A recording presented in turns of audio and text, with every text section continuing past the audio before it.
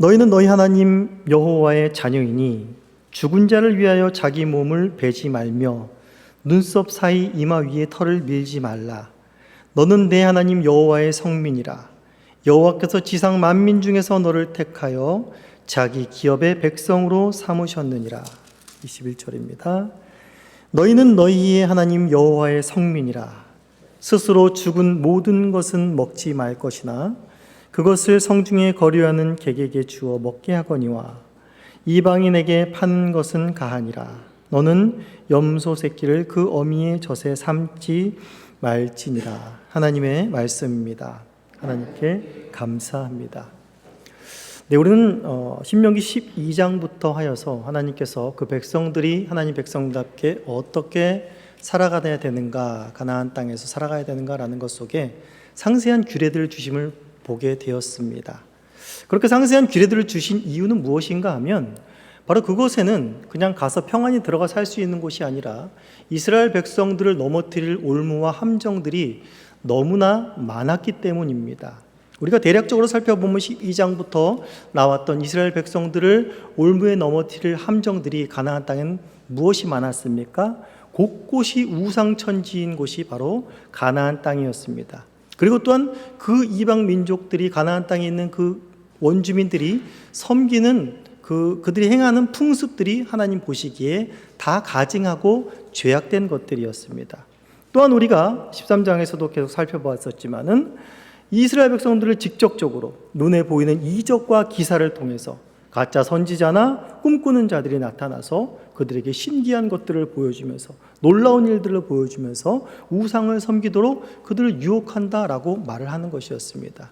적과 끄리로는 하나님이 약속한 땅이었지만 다른 편으로 표현하자면 그것은 정말 이스라엘 백성들에게는 지레밭과도 같은 곳이었습니다. 이런 곳에서 이 백성들이 하나님 백성답게 살아갈 수 있게 하는 가장 근간된 뿌리는 무엇일까라는 것을 생각했을 때에 바로 오늘 본문 속에 나오는 바로 너희는 하나님의 성민이다. 여호와께서 택하신 성민이다. 만민 중에서 기업으로 삼은 백성이다 라는 말입니다. 바로 이스라엘 백성들의 정체성을 확인시켜 주는 것입니다. 사실상 편한 때야 그 정체성이 무엇인지 힘을 발휘하지 않지만 어렵고 힘든 순간 가운데는 그 정체성이 나의 뿌리가 되고 그것 가운데 흔들리지 않게 해준다라는 것이었습니다. 제가 그리스도인이라는 것에 대한 이 정체성이 힘을 가졌던 때가 가장 처음으로 저는 군대 갔을 때였던 것 같습니다. 군대를 가니까 다른 세상이지요. 근데 그곳에서 신병 때 가장 고참들에게 눈치를 보이고 많이 맞았던 때가 어떤 때냐면 주일날 교회 간다는 것이었습니다. 사실상 그때 제가 그리스도인이라는 정체성이 성립되어 있지 않다면 그 맞는 것도 그렇게 고난당하는 것을 견디지 못했을 것입니다. 그런데 그 상황 가운데서 내가 그리스도인이라는 정체성이 심어진 것은 굉장한 힘을 발휘했고 그것들을 능히 이길 수 있는 힘을 주었다라는 것이지요.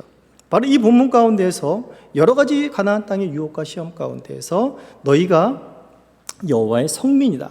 하나님께서 지상 만민 중에 너희를 택하였다. 라는 이 말씀은 이스라엘 백성들이 가나안 땅에 들어가서도 두고두고 각인해야 되고 그들의 정체성을 확인하고 그 유혹과 시험을 이겨낼 뿌리와 근간이 된다는 것입니다. 그러면서 14장 1절에서 보시면 그곳에 또한 악한 풍습인 하나를 행하지 말라 하시는데 그것이 무엇인가 하면 죽은 자를 위하여 자기 몸을 베지 말며 눈썹 사이와 이마 위의 털을 밀지 말아라 라는 것입니다. 이것은 이방 가운데서 행하는 애도의 풍습입니다. 죽은 자를 위해서 슬퍼하는 그러한 애도의 풍습인데 이러한 풍습들을 따르지 말라라고 하는 것이죠. 이러한 풍습은 당시에 어떤 배경을 보면 하나님께서 굉장히 가증히 여기시는 것인데 이것은 또한 다른 한편으로 풍요를 또한 기원하는 그러한 의식이기도 했다고 합니다.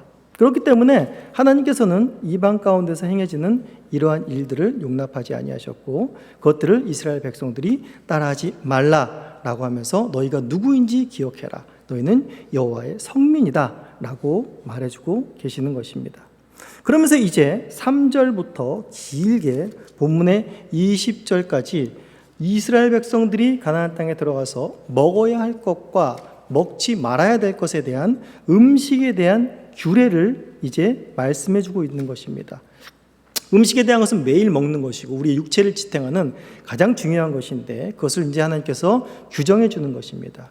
본문 속에서 이제 크게 이스라엘에게 먹거리로 주신 것은 크게 세 종류는 아닙니다. 첫 번째는 땅에 있는 가축들에 대해서 먹어야 될 것과 먹지 말아야 될 것. 두 번째는 바다에 있는 것입니다. 물에 있는 것, 어류에 대한 것이고요. 세 번째는 날개가 있는 것입니다. 조류입니다. 하늘을 나는 것. 그러니까 땅과 바다와 하늘, 땅과 물과 하늘에 있는 것들, 이스라엘 백성들에게 먹어야 될 것과 먹지 말아야 될 것이 있다라는 것을 바로 규정하여 주고 있다라는 것이죠. 4절부터 이제 6절까지를 보시면 땅에 있는 것, 가축 중에 있는 것 중에 먹을 것과 먹지 말아야 될 것인데 이렇습니다. 너희가 먹을 만한 짐승은 이러하니 곧 소와 양과 염소와 사슴과 노루와 불구스름한 사슴과 산 염소와 볼기가 흰 노루와 뿔이 긴 사슴과 산 양들이라. 짐승 중에 굽이 갈라져 쪽발도 되고 새김질도 하는 모든 것은 너희가 먹을 것이니라 라고 말하면서 이스라엘 백성들이 먹을 수 있는 것은 어떤 것이라고 말하고 있습니까? 바로 굽이 갈라진 것과 새김질을 하는 것, 이런 것은 너희가 먹을 수 있는 것이다 라고 말합니다. 그리고 이제 7절과 8절에 보시면 가축 중에서 먹을 수 없는 것이 있습니다. 무엇이 있습니까? 보시겠습니다. 다만 새김질을 하거나 굽이 갈라진 짐승 중에도 너희가 먹지 못할 것은 이것이니 곧 낙타와 토끼와 사반, 그것들은 새김질은 하나 굽이 갈라지지 아니하였으니 너희에게 부정하고 돼지는 굽이 갈라졌으나 새김질을 못함으로 너희에게 부정하니 너희는 이런 것의 고기를 먹지 말 것이며 그 사체도 만지지 말 것이니라 라는 것입니다. 그러니까 먹지 못하는 부정한 가축은 하나는 굽이 갈라지거나 새김질을 하는 것, 그 둘 중에 하나만 하는 것입니다. 둘 다 해야 되는데 둘 중에 하나밖에 하지 못하는 것은 먹지 말라라고 하나님께서 규정을 하신 것입니다. 그 다음에 이제 9절부터 10절까지는 물에 사는 것 중에 먹어야 될 것과 먹지 말아야 될 것입니다. 9절과 10절입니다. 물에 있는 모든 것 중에서 이런 것은 너희가 먹을 것이니 지느러미와 비늘이 있는 모든 것은 너희가 먹을 것이요 지느러미와 비늘이 없는 모든 것은 너희가 먹지 말지니 이는 너희에게 부정함이라 라고 말하고 있습니다. 그러니까 우리가 물고기를 먹을 때 보통 지느러미와 비늘이 있지요. 그런데 그것이 없이 물에 사는 것들이 있다라는 것입니다. 그것이 없이 물에 사는 것들은 부정하여 먹을 수 없다라는 것입니다. 비늘이 없고 지느러미가 없는 그런 것들은 대략적으로 어떤 것들이 있을까요? 파충류나 양서류 같은 것들은 그런 것들이 없이도 물에서 사는 그런 종류의 것들입니다. 이런 것은 부정하니 너희가 먹을 수 없고 비늘이 있고 지느러미가 있는 이런 것들을 먹을 수 있다라고 정해 주셨습니다. 그리고 또한 이제 11절부터 19절까지는 이제 하늘에 나는 것들 중에 이제 가장 길게 너희가 먹을 수 있는 것과 먹을 수 없는 것을 이제 또한 규정하여 주십니다. 오늘 본문 가운데에서는 새 중에 먹을 수 있는 것은 오늘 본문에 나오지 않지만 레위기 11장 13절에 보시면 간단하게 소개되고 있는데 바로 메뚜기나 팥중이, 즉 날개가 있고 네 발로 기어다니며 뛰어다닐 수 있는, 우리가 메뚜기는 쉽게 이해가 되시죠? 이런 것들을 먹을 수 있다라고 말합니다. 그런데 12절부터 이제 19절까지의 긴 내용들은 바로 먹지 못하는 것입니다. 12절부터 19절까지 뭐라고 써 있는지 보겠습니다. 이런 것들은 먹지 못할지니 곧 독수리와 솔개와 물수리와 매와 새매와 매 종류와 까마귀 종류와 타조와 타흐마스와 갈매기와 새매 종류와 올빼미와 부엉이와 흰 올빼미와 당화와 오름과 노자와 학과 황새 종류와 대승과 박쥐며 또 날기도 하고 기어다니기도 하는 것은 너희에게 부정하니 너희는 먹지 말 것이나 정한 새는 모두 너희가 먹을 것이니라 라고 말하고 있습니다. 즉 여기 보면 대략적으로 이 새의 종류들은 어떤 종류들이냐면 맹금류입니다. 그러니까 죽은 사체를 먹거나 육식을 하는 그런 종류의 새들은 너희가 먹지 말아라 라는 것이죠. 그리고 이제 날개 있는 또 곤충 같은 것들도 날기도 하면서 기어다니는 것들, 그런 종류들은 또 먹지 말아라 라고 하는 것입니다. 그 외의 것들은 너희가 먹을 수 있다라고 세 종류 가운데서도 이제 먹을 것을 하나님께서 규정해 주셨습니다. 그리고 마지막에 이제 21절의 규례 속에서도 무엇을 말하냐면 너희는 죽은 모든 것을 너희는 또한 먹으면 안 된다. 그리고 또 마지막 절에 염소 새끼를 그 어미의 젖에 삼지 말아라 라고 말하고 있지요.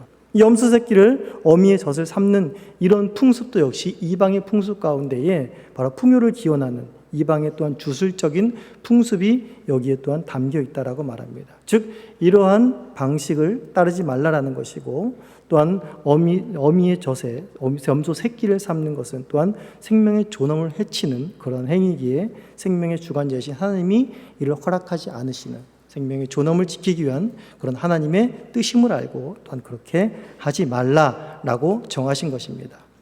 자, 오늘 본문 속에서 이제 하나님께서 어떤 것은 부정한 음식이고 어떤 것은 정한 음식이다라고 정했는데, 여기에 대한 이제 그 견해들이 왜 이것은 정한 음식이고 왜 이것은 부정한 음식인가라는 것에 대한 견해들이 굉장히 많이 있어 왔습니다. 그리고 이제 가장 많은 견해들이 이제 네 가지로 어떻게 보면 압축되는데, 하나님께서 이스라엘 백성들에게 건강과 위생상으로 이 정한 것과 부정한 것을 나눴다. 그러니까 이스라엘 백성이 각별히 사랑하시니까 좋은 음식을 먹이기 위해서 정해주셨다라는 것이고요. 또 두 번째는 이 부정하다라고 한 음식들은 이교의 제사 때 쓰인 짐승들이 많았기 때문에 이건 하나님께서 부정하다라고 했다라는 것이지요.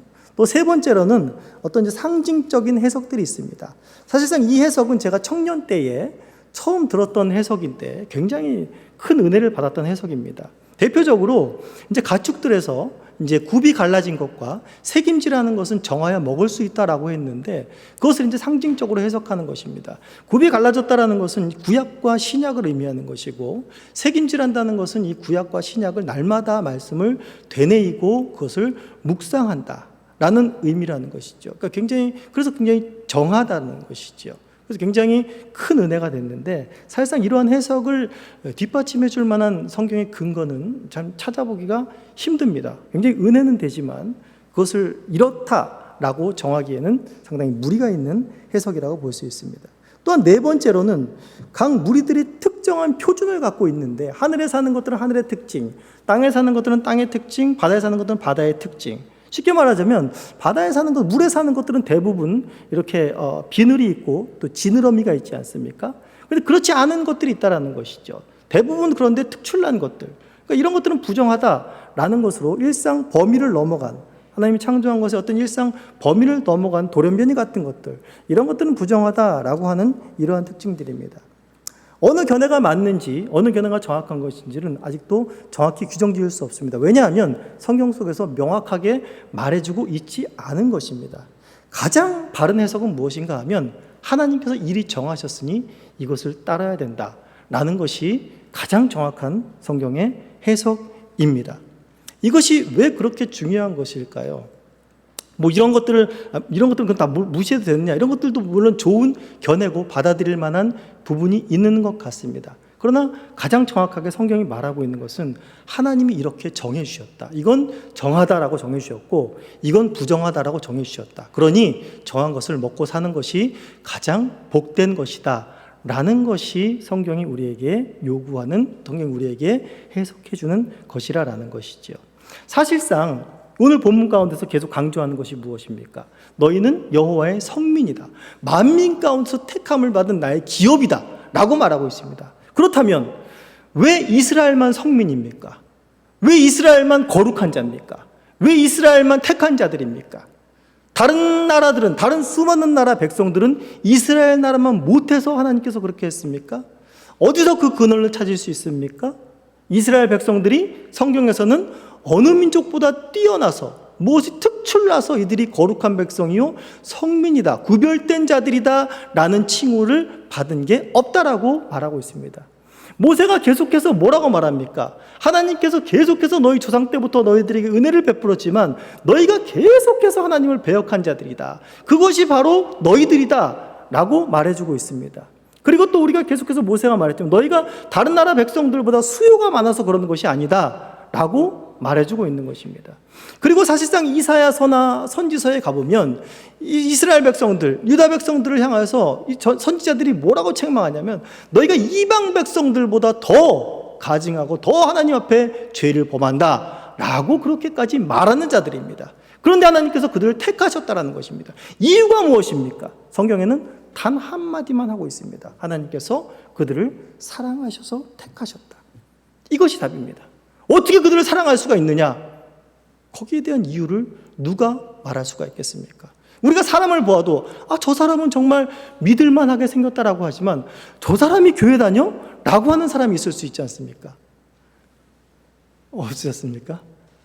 그런 그도 하나님이 택했다라면 할 말이 없는 것입니다. 왜요? 그것이 하나님의 선하신 뜻 가운데 그를 사랑하셔서 택하신 것입니다. 그것만이 답인 것입니다. 음식의 규례를 정했다라는 것도 마찬가지입니다.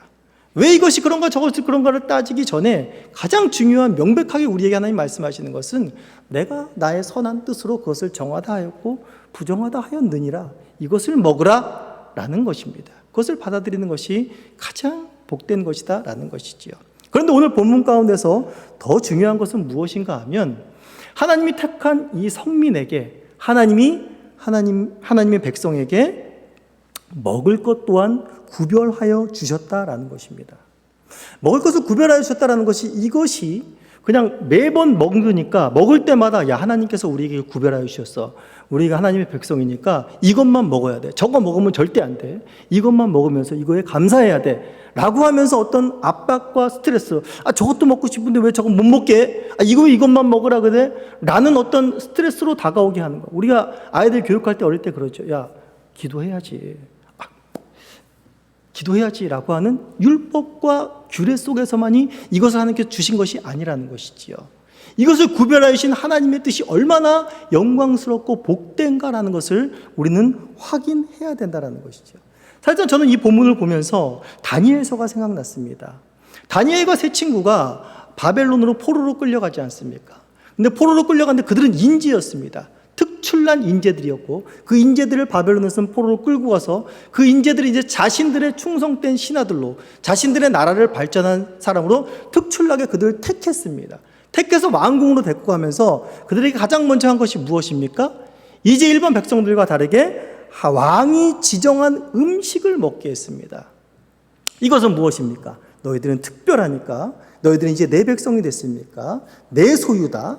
너희들은 내 음식을 먹고 풍요하고 기름져져서 열심히 일하여서 내 나라와 내 이름을 빛내야 되는 자들이다 라는 것이지 않습니까? 이것이 얼마나 영광스러운 초대입니까? 그런데 다니엘과 세 친구들은 거기에 응합니까? 거기에 응하지 않습니다. 왜 그렇습니까? 이미 그들은 바벨론 왕의 택함을 받은 자들이 아니라 나라는 망했지만 여전히 자신들이 하나님의 성민이라는 정체성을 잃지 않았다는 것입니다. 하나님이 정하시고 하나님이 규정하신 뜻에 따라 사는 인생의 목표를 정한 인생이라는 것이 바로 다니엘과 세 친구들이 가졌던 가장 큰 힘이었다라는 것입니다. 다니엘은 무엇을 먹든지 마시든지 무엇을 하든지 다 하나님의 영광을 위하여 하는 자지 바벨론 왕을, 제국주의 왕을 위하여 하는 자가 아니었다라는 것입니다. 그렇다면 이스라엘 백성들이 여기서 가져야 되는 것은 무엇입니까? 바벨론 왕은 그들이 영특하기 때문에 다른 사람보다 똑똑하기 때문에 택하여 음식을 구별하여 주셨습니다. 하나님은요 똑똑하지도 않고 힘이 세지도 않고 죄를 덜 짓지도 않고 오히려 교만하고 죄를 더 많이 짓고 자신을 배반할 줄도 알지만 그들을 택하신 것입니다. 그리고 구별하여서 하나님이 정하신 음식을 먹게 하였다라는 것 자체가 얼마나 이스라엘 백성들에게 감격이요 큰 영광인가를 이스라엘 백성들은 먼저 알아야 된다라는 것입니다. 오늘날 가운데에 이 음식에 대한 규례가 우리에게는 적용이 되지 않습니다. 만약에 이 음식에 대한 규례가 적용이 된다면 가장 먼저 우리에게 부딪히는 것은 바로 삼겹살일 것입니다. 먹지 못하죠. 만약에 이 규례대로 오늘까지 지켜야 된다 라고 하면 우리나라의 크리스찬들이 그래서 이 규례를 지킨다 라고 하면 우리나라의 축산계는 우리 차집사는 굉장히 큰 타격을 입어서 굉장히 고심을 하게 될 것입니다. 이러한 규례가 오늘날 우리에게 적용은 되지 않지만 동일하게 하나님께서 우리를 성민이라 부르시고 우리가 어떻게 살아가야 하는가, 무엇을 먹든지 마시든지 무엇하든지 하나님께 영광을 돌려야 되는 성민이라는 것, 하나님께서 정하신 것은 그것이 복된 것인 줄 알고 하나님의 선하신 뜻 가운데 나오신 것인 줄 알고 그것을 따르는 순종함이 가장 복된 삶이라는 것을 기억하고 하나님의 영광을 위해 살아야 된다는 것은 구약이나 신약이나 오늘날의 시대까지 오고 오는 모든 세대까지 동일하다라는 이 사실을 알아야 될 것입니다. 오늘도 우리가 하나님 앞에 어떤 자인지, 하나님이 만 백성 가운데 택하신 하나님의 기업이요 너는 성민이다 라는 그 정체성을 가지시고 우리의 삶의 터전에 어떠한 유혹이 올지라도 흔들리지 마시고 그래서 하나님의 사람다운 빛과 소금들의 역할들을 감당하시는 저와 여러분들이 되시기를 간절히 소원합니다.